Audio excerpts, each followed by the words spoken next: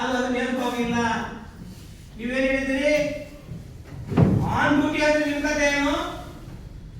ನಾವು ಯೂನಿಫಾರ್ಮ್ ಹಾಕೊಂಡು ಡ್ಯೂಟಿ ಮಾಡ್ತಾನೆ ಇರಬೇಕು.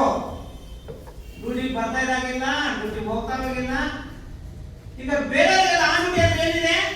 60 ವರ್ಷದಲ್ಲಿ ಯಾರೇ ಸರ್ಕಾರಿ ನೌಕರ ಮಧ್ಯದಲ್ಲಿ ಸತ್ತಾದ್ರೆ ಅವ್ರ ಮಕ್ಕಳಿಗೆ ಸರ್ಕಾರಿ ಕೆಲಸ ಕೊಡ್ತಾ ಇದ್ದೀರಿ. ಮನೆಯಲ್ಲಿ ಮಲಗಿರ್ಲಿ, ಮನೆಯಲ್ಲೇ ಹಾರ್ಟ್ ಅಟ್ಯಾಕ್ ಆಗಲಿ, ಇನ್ನು ಏನಾದ್ರೂ ಕೊಡ್ತೀರಿ.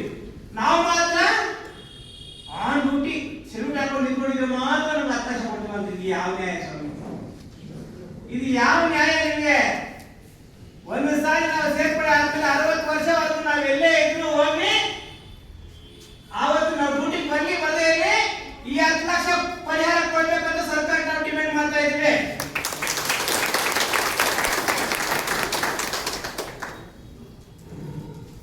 ಎಷ್ಟೋ ಜನಕ್ಕೆ ಇನ್ಸೂರೆನ್ಸ್, ಫ್ರೀ ಇನ್ಸೂರೆನ್ಸ್ ಎಲ್ಲ ಕೊಟ್ಟಿದ್ದೀರಿ. ಎಷ್ಟೋ ಜನ ನೌಕರರಿಗೆ ಫ್ರೀ ಇನ್ಸೂರೆನ್ಸ್ ಕೊಟ್ಟಿದ್ದೀರಿ. ಕಾರ್ಮಿಕರಿಗೆ ಫ್ರೀ ಇನ್ಸೂರೆನ್ಸ್ ಜೊತೆಗೆ ಅವ್ರಿಗೇನು ಆಕ್ಸಿಡೆಂಟ್ ಆಯ್ತಪ್ಪ ಅಂದ್ರೆ 4 ಲಕ್ಷ ಇವತ್ತು ಅವ್ರು ಹೈಟೆಕ್ ಹಾಸ್ಪಿಟಲ್ ಅಲ್ಲಿ ಅಡ್ಮಿಟ್ ಆಗಿ ತೋರಿಸ್ಕೊಳ್ಳಕ್ಕೆ ಅವಕಾಶ ಮಾಡಿಕೊಟ್ಟಿದ್ದೀರಿ.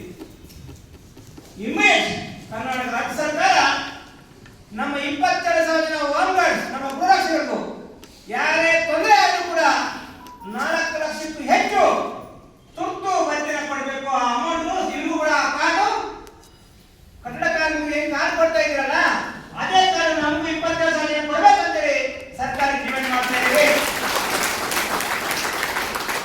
ನೀವು ಡ್ಯೂಟಿಗೆ ಬರಕ್ಕೆ ಹೇಳ್ತೀರ ಅರ್ಜೆಂಟ್ ಆಗಿ.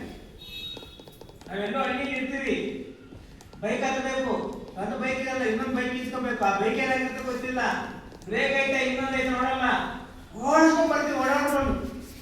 ಡ್ಯೂಟಿ ನಮ್ಮ ಡ್ಯೂಟಿ ಅಂತ ಆ ಡ್ಯೂಟಿ ಮಾಡಿ ಬಂದಾಗ ಆಕ್ಸಿಡೆಂಟ್ ಆಯ್ತು, ಇನ್ನೊಂದಾಯ್ತು. ನಮ್ಮ ಜೀವ ರಕ್ಷಣೆ ಯಾಕೆ ಸಮಯ?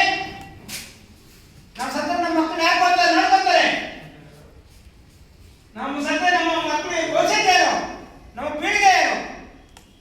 ಹಂಗಾಗಿ ಕರ್ನಾಟಕ ರಾಜ್ಯ ಸರ್ಕಾರಕ್ಕೆ ಒತ್ತಾಯ ಮಾಡ್ತಾ ಇದ್ದೀವಿ, ಕಡ್ಡಾಯವಾಗಿ ಆ ರೀತಿ ನಮ್ಮ ಹೋಮ್ ಗಾರ್ಡ್ಸ್ ಯಾರೇ ಆಪತ್ಕಾಲಕ್ಕೆ ಮರಣ ಆದ್ರೆ ಅವ್ರಿಗೆ ಸರ್ಕಾರಿ ಕೆಲಸನೇ ಕೊಡಬೇಕು.